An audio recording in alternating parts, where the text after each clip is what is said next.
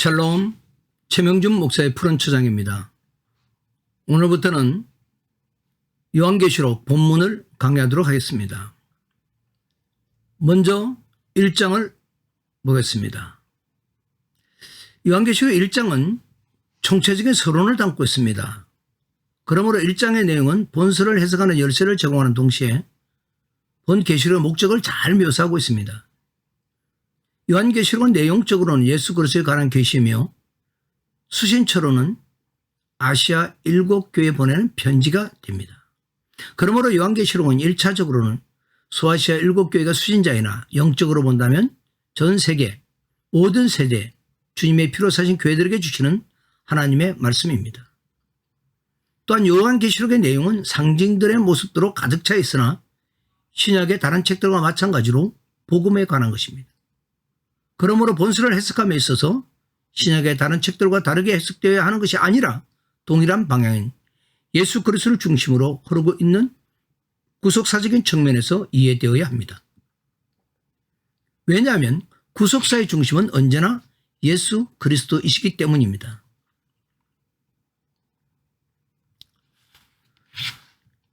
1절 예수 그리스도의 계시라 이는 하나님이 그에게 주사 반드시 속히 될 일을 그 종들에게 보이시려고 그 천사를 그 종 요한에게 보내어 지시하신 것이라. 계시란 말은 아포칼립시스라는 헬라의 번역입니다. 벨같이 가려진 것이 벗겨진다는 뜻입니다.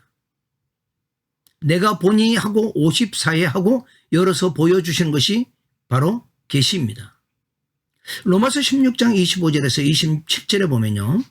제가 한번 읽어봅니다. 나의 복음과 예수 그리스도를 전파함은 영세전부터 감추었다가 이제는 나타나신 바 되었으며 영원하신 하나님의 명을 쫓아 선지자들의 글로 말미암아 모든 민족으로 믿어 순종케 하시려고 알게 하신 바 그 비밀의 계시를 쫓아낸 것이니 이 복음으로 너희를 능히 경고케 하실 지혜로우신 하나님께 예수 그리스도로 말미암아 영광이 세세 무궁토록 있을지어다. 아멘 라고 기록하고 있습니다. 그 영세전부터 감췄다가 이제 나타나신 바 되었던 것은 바로 복음이자 또한 예수 그리스도이신 것입니다. 그 예수 그리스도께 보여주시는 것은 결국 구속의 사역인 것입니다. 예수 그리스도께서 주신 계시, 예수 그리스도에 관한 자기 계시인 것입니다. 반드시 속히 될 일은 무엇을 말합니까? 예언적 필요성과 종말론적 임박성을 나타내는 것으로 하나님의 섭리대로 일이 확실히 성취될 것을 나타낸다고 볼 수 있습니다. 즉 현재도 이루어지고 있고 계속 이루어질 내용이며 구속사역에 대한 완성을 말합니다. 복음서에서 다 이뤘다 하신 주님께서 계시록에서는 이를 증언하기 위해 이 자리에 서 있는 것입니다. 예수 그리스도께서 자신을 증거하여 주신 계시인 것입니다. 2절 요한은 하나님의 말씀과 예수 그리스도의 증거 곧 자기의 본 것을 다 증거하였느니라. 하나님의 말씀 즉 계시가 그리스도로 말미암아 증거되어 나타났음을 말합니다. 요한은 로마의 11대 도미티안 황제의 통치 말년 주후 95년경에 하나님의 말씀과 예수 그리스도의 증거로 인하여 반물한 섬에 유배당하고 있었던 것입니다. 3절 이 예언의 말씀을 읽는 자와 듣는 자들과 그 가운데 기록한 것을 지키는 자들이 복이 있나니 때가 가까움이라. 읽는 자는 가르치는 자를 말하고 듣는 자는 배우는 자들, 지키는 자는 배우고 그대로 실천하는 자들을 말합니다. 이들이 복이 있다라고 하는 것입니다. 즉 이들은 이미 복을 받은 자들입니다. 때가 가까움이라. 여기서 때라는 말은 시각을 나타내는 일반적 용어인 크로노스가 아니라 일정한 때를 나타내는 카이로스입니다. 이 일정한 때 고정된 시기는 다니엘서 9장 24절에서 27절에 묘사되어 있습니다. 이것은 너무나 이 때는 중요하기 때문에 다니엘서 9장 24절에서 27절을 다시 한번 우리가 보기를 원합니다. 다니엘서 9장 24절에 보면 내 백성과 내 거룩한 성을 위하여 70일에로 기한을 정하였느니 허물이 마치며 죄가 끝나며 죄악이 용속되며 영원한 의가 드러나며 이상과 예언이 응하며 또 지극히 거룩한 자가 기름 부음을 받으리라.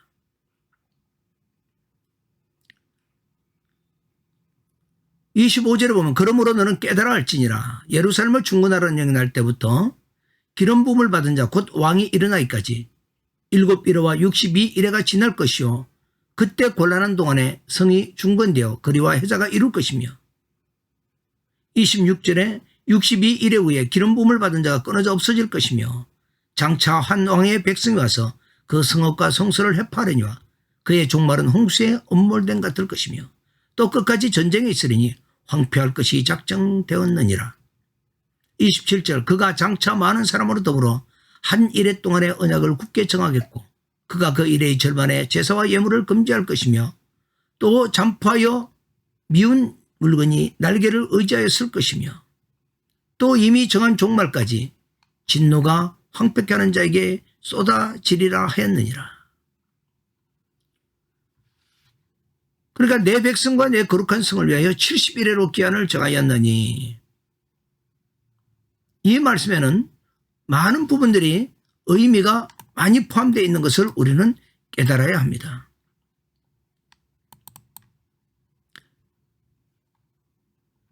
그러니까 이 말씀은 하나님께서 인간 세상의 종말, 즉 영원한 하나님의 나라가 오는 시기를 70일에로 기한을 정하였다는 것을 설명하는 구절입니다. 그 70일에가 가면 이 세상의 종말이 온다는 것입니다. 그래서 깨달아 알으라고 하는 말씀에 예루살렘을 중건하라는 영이 날 때부터 이 말씀이 있는데요. 예루살렘 중건의 역사를 보면 예루살렘 성전은 최초의 고레스가 BC 538년에 성전 중건령을 내리게 됩니다. 그 후에 20년 후에 다리오 왕 6년에 성전이 완공되고 봉헌식을 하게 되는데요. 또 예루살렘 성에 관한 역사를 살펴보면 BC 445년인 아닥사스다 왕 20년에 예루살렘 성 건축령이 내린 후에 느헤미야로 말미암아 52일 만에 완공된 바가 있습니다. 그래서 이 말은 예루살렘을 중건하라는 명령이 난 그때부터 예수님이 오실 때까지 기간이 7일에 더하기 62일이라는 것입니다.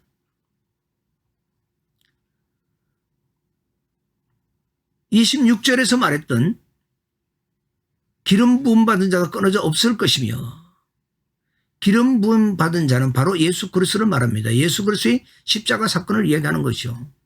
그 후 장차 한 왕의 백성이 와서 AD 70년에 로마의 티투스 장군이 와서 그 성읍과 성소 예루살렘을 회파하죠. 그러나 적그리스도의 예표가 되는 바로 그의 종말은 홍수에 엄몰된 같을 것이며 끝까지 전쟁에 있으니 황폐할 것이 작정되었느니라. 그는 결국 적그리스도는 결국 불못에 들어가게 되어집니다. 그래서 이 말씀은 주님의 성천에서 재림까지 함축적 묘사라고 볼 수가 있습니다. 27절에서 말했던 그가 장차 많은 사람들로 더불어 이 글을 적그리스도가 아니라 그리고 또한 그가라고 넣어서 해석해도 무방할 것입니다. 그리할 때 그는 그리스도로 볼 수 있습니다. 그래서 26절의 주어는 한 왕이 아니라 한 왕의 백성, 즉 복수로 한 왕의 백성 로마군입니다. 그가 한 일해 동안에 언약을 굳게 정하겠고, 그러니까 이것이 유대인들과 언약을 굳게 정한다는 것이 아니라 언약을 굳게 맺는다는 말은, 굳게 맺는다라는 히브리어 말은 기존의 언약을 굳게 하다, 더 강하게 하다, 즉 새로운 언약을 체결한다는 말이 아닙니다. 기존의 언약을 확인하는 것을 말합니다. 언약이란 이 단어는 히브리어로 베리트라고 하는데 하나님의 언약과 연관된 단어이며 마귀의 세력과 언약을 체결한 적이 성경에는 없습니다. 세대주의적인 해석은 종말에 세워질 신생 로마에서 적그리스도가 나타나 유대인들과 언약을 맺게 된다고 주장을 하고 있죠. 이 일의 절반은 예수님의 공생애부터 십자가 구속 사이까지 3년 반의 기간을 말합니다. 이 기간 동안 예수님의 십자가 구속 사역을 통해 구약의 제사제도를 폐기하셨습니다. 이것이 새 언약으로 옛 언약을 굳게 하신 것입니다. 히브리서 8장 6절과 8절을 참조하시면 됩니다. 또한 제사와 예물이 금지된다는 것은 제사와 예물을 드리는 성전이 없어져 버린다는 말인데 언제입니까? 로마 장군 디투스가 AD 70년에 이제는 우상에 불과한 예루살렘 성전을 파괴해버렸던 그때입니다. 예루살렘 성전이 파괴되었던 것은요, 이제 제3의 길은 제사나 예물이 아니라 오직 예수 그리스도를 믿음으로만 가능해졌다는 것을 상징하는 것입니다. 이렇게 종말까지 남아있던 한 일의 절반은 예루살렘 성전 파괴한 것이 자명해졌습니다. 그러면 이제 종말까지 얼마나 남은 것인가? 반일회가 남았습니다. 3과 2분의 1. 즉 3년 반.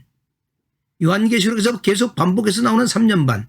한때, 두때, 반때, 1260일, 41개월. 이게 모두 예루살렘 성전 파괴에서부터 종말까지의 기간이 말세의 기간을 말하고 있는 것입니다.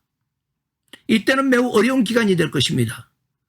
다니엘서 12장 7절에 보면 성도의 권세가 다 깨지기까지라고 말하고 있습니다. 복음을 보수하고 믿음을 지켜나가기가 정말 쉽지 않은 시대가 될 것이기 때문에 그렇습니다. 환난이 있고 핍박이 있고 유혹이 있고 미혹이 있고 하나님의 성전, 즉 교회 성도가 짓밟힘을 받는 시기이기 때문에 그렇습니다. 잠포하여 미운 물건이라는 뜻은요, 예루살렘 성전이 예수님의 부활의 도를 전함을 방해하는 사탄의 사령부가 되었음을 말하는 것입니다. 4절입니다. 요한은 아시아에 있는 7교회에 편지하느니 이제도 계시고 전에도 계시고 장차 오실 이와 그 보좌 앞에 7영과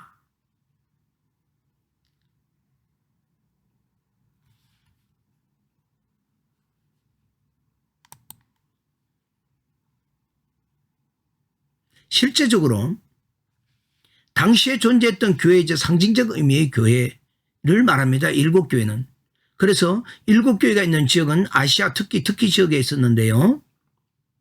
당시 소아시아는 10개쯤 교회가 세워졌던 걸로 알려지고 있습니다. 골로새 교회, 히에라볼리, 드로아에도 교회가 세워졌었죠. 이제도 계시고라는 말은 무슨 말입니까? 장차 오실이라는 의미입니다. 그분의 통치가 임하고 지금도 오고 계시는 그분의 구원의 완성이 임하는 모든 것을 말하죠. 즉 성부 하나님을 말합니다.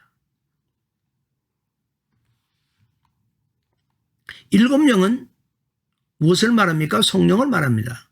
계시록 5장 6절에도 7영은 7영을 가지고 있고 스가랴 4장 2절에서 10절에 보면 온 세상에 두루 살피시는 여호와의 눈이라고 말하고 있습니다. 7은 충분한 완전함을 말하고 있죠. 이사야 11장 2절에도 성령의 속성을 7영으로 묘사하고 있습니다.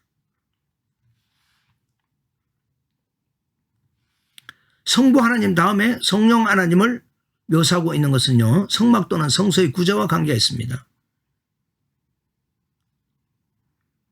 예수님을 왜 먼저 말하지 않느냐고 의문을 가질 수가 있는데요. 예수님을 상징하는 번제단은 성소 뜰에 있기 때문에 그렇습니다.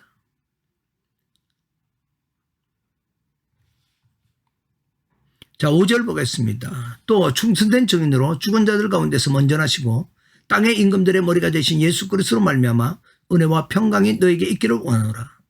우리를 사랑하사 그의 피로 우리 죄에서 우리를 해방하시고, 여기 증인이란 말은 말티스라는 말로 진리를 전파 수호하고 이를 위해 순교한 자라는 의미가 됩니다.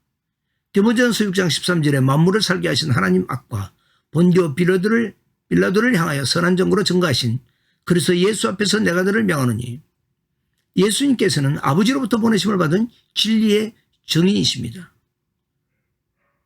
먼저 나시고란 말은 무슨 말입니까? 헬라어로 프로토토코스란 말입니다. 장남의 개념이 아니라 부활의 첫 열매를 말할 때 쓰는 단어인데 절대적인 주권자나 최고의 자리에 오를 자에게 쓰이는 용어입니다. 예수님은 부활로서 만물의 어뜸이 되시고 하나님 앞에서 가지신 신분과 지위의 탁월함을 얻으셨습니다. 시편 89편 2절에 보면요, 내가 또 저로 장자를 삼고 내가 요랑의 어뜸이 되게 하며, 37절에 또 궁창의 확실한 증인인 달같이 영원히 경고케 되리라 하셨도다에 인용을 하고 있습니다. 다음의 열매들 역시 그와 같을 것을 암시하고 있는 것입니다. 당시 성도들은요, 이 내용을 떠올리고 평강 안에 거했습니다. 땅의 임금들은 누구를 말합니까? 로마 황제들과 세상 나라들의 왕을 말합니다. 머리가 되시는 예수 그리스도께서 왕으로 다스리기 시작함을 말하고 있습니다. 은혜와 평강은 어떻게 우리가 이해해야 합니까? 성부, 성자, 성령으로 말미암아 누리는 값없이 내려주시는 것이 은혜요. 그로 인하여 누리는 것이 평강입니다. 그러니까 하나님의 은혜가 없이 진정한 평강은 있을 수가 없다는 거죠. 진정한 평강은 외부적인 적과의 전쟁이 없고 먹을 것, 입을 것이 모자라지 않는 그런 편안한 상태가 아니라는 것입니다. 진정한 평강은 하나님과 원수되어서 하나님과 영적 전쟁을 하던 죄인들이 하나님과 화해하게 되고 하나님과의 관계가 회복되고 하나님의 언약의 수혜자로 되어진 상태를 말하고 있는 것입니다. 그렇게 되어질 때 진정한 평강이 우리의 내면에 가득 차게 되어지는 것입니다. 6절 그 아버지 하나님을 위하여 우리를 나라와 제사장으로 삼으신 그에게 영광과 능력이 세세토록 있기를 원하노라. 아멘. 아버지 하나님을 위하여 주님의 대속적인 죽음은 최우선적으로 아버지 하나님을 위하여입니다. 고린도전서 15장 24절에 그 후에는 나중이니 저가 모든 정사와 모든 권세와 능력을 멸하시고 나라를 아버지 하나님께 바칠 때라라고 말하고 있습니다. 그러니까 지금은 예수 그리스도의 나라라는 거죠. 예수 그리스도께서 왕이 되시고 이 나라가 완성이 되어지면 하나님 아버지께 바쳐진다는 뜻입니다. 하나님의 나라는 다니엘에게는 먼 훗날의 일이었지만 요한에게는 예수님을 통해 성취되었고 완성될 일인 것입니다. 하나님의 나라 건설에는 하나님의 거룩하신 이름과 영예가 걸려 있습니다. 사탄은 하나님의 이름을 모독하고 하나님의 이름을 손상시켰습니다. 그러므로 하나님을 대적하는 짐승의 몸에 참남된 이름이 가득하더라 하고 17장 3절 13장 5절에서 말씀하고 있는 것입니다. 나라와 제사장이란 말은 무엇입니까? 하나님의 통치를 받는 나라가 바로 그 하나님의 나라입니다. 제사장이란 말은 거룩하신 하나님과 죄인을 중재하고 화목하게 하는 직분입니다. 이 말씀은 고린도후서 5장 17절에 18절에 보면 자세히 알 수가 있는데요. 그런즉 누구든지 그리스도 안에 있으면 새로운 피조물이라.